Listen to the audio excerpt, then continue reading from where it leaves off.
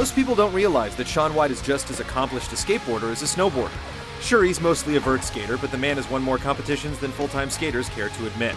In an attempt to give Tony Hawk and EA Skate a run for their money, Shaun White Skateboarding tweaks the template with a greater emphasis on story and the ability to transform the environment in real time. Is it totally rad? Or worse than bad?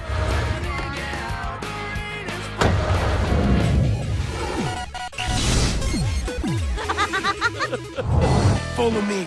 I'll show you where I put my initials in the cement. I also drew this chick with huge... I had a lot of time on my hands. Shaun White goes the distance with an extensive storyline, however nonsensical it may be. The plot involves an evil ministry that's banned skateboarding in an effort to brainwash its citizens and deprive them of their individuality. The world conveys a strong sense of oppression. Shadows loom in every corner of the city, painting it in dreary shades of black and white. As a voiceless skater, your job is to inject color and life back into the city through your trickery. Despite its fresh ideas, the story's pretty weak. The obnoxiously chatty characters conform to lame stereotypes, and the goofy humor falls flat. Genuinely interesting moments are few and far between. Go get Shaun and you can turn this place out like a dog that just shat all over the carpet.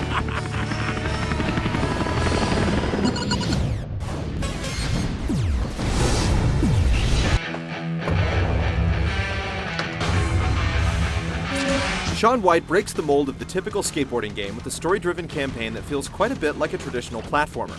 Performing a near-endless stream of tricks builds your three-tiered focus meter, granting you the ability to influence the world. This allows you to snap people out of their oppressed state and bring lustrous hues back to everything around you, including parked cars, benches, and even shrubbery. There are also designated areas in the environment that behave as makeshift ramps and rails, whose paths and dimensions you can manipulate as you ride them.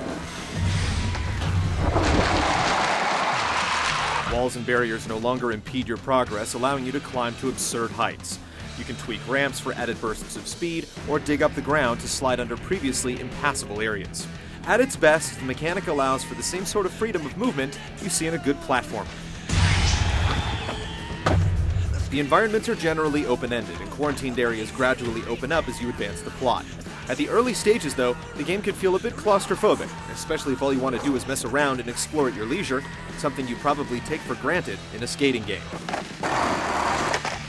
The story missions will have you taking part in a variety of rebellious activities, including infiltrating a series of bases, smashing red sensors, and maneuvering around deadly lasers. It all often makes for great action sequences, though the sense that you're actually skateboarding can sometimes get lost in the shuffle. Online and split-screen Versus offers a handful of modes to compete in, but the multiplayer doesn't provide much. Each mode utilizes the same structure. You channel all your energy into tricks, build up your focus meter, then see who comes out on top at the end of a timed round. Some variety could have helped to make the multiplayer feel like more than an afterthought.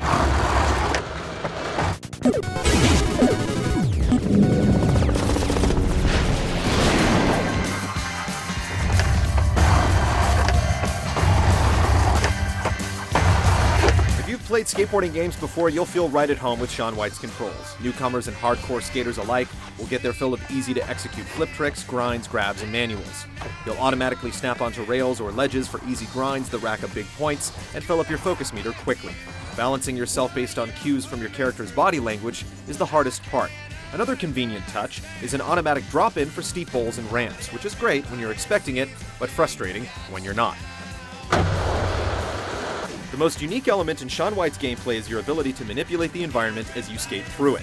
Once you gain the ability to forge your own pathway using the indicated green arrows, it's as simple as pointing the analog stick in whatever direction you want to go, resulting in near limitless grinds if you discover the right connections. The environment accommodates your ability to manipulate it, which encourages creative exploration.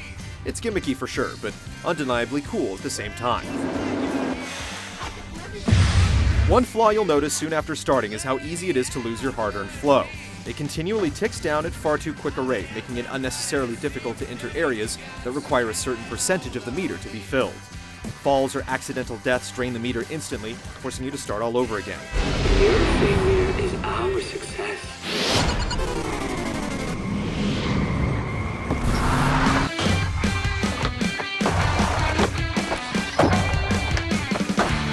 The drab world is depicted by a palette worthy of classic horror films that really sells you on the Ministry's stranglehold over its citizens.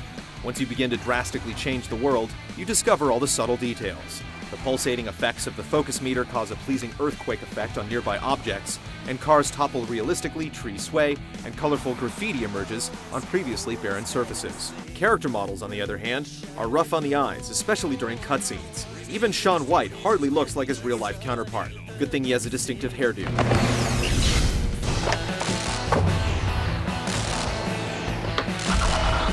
When compared to other skateboarding games, Shaun White certainly comes out of left field.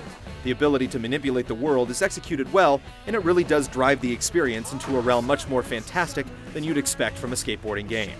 We just wish the story and campaign were better conceived, and the fact that the free skate mode is locked till the end is rather disappointing. You could probably satisfy your curiosity with Shaun White skateboarding throughout the course of a rental.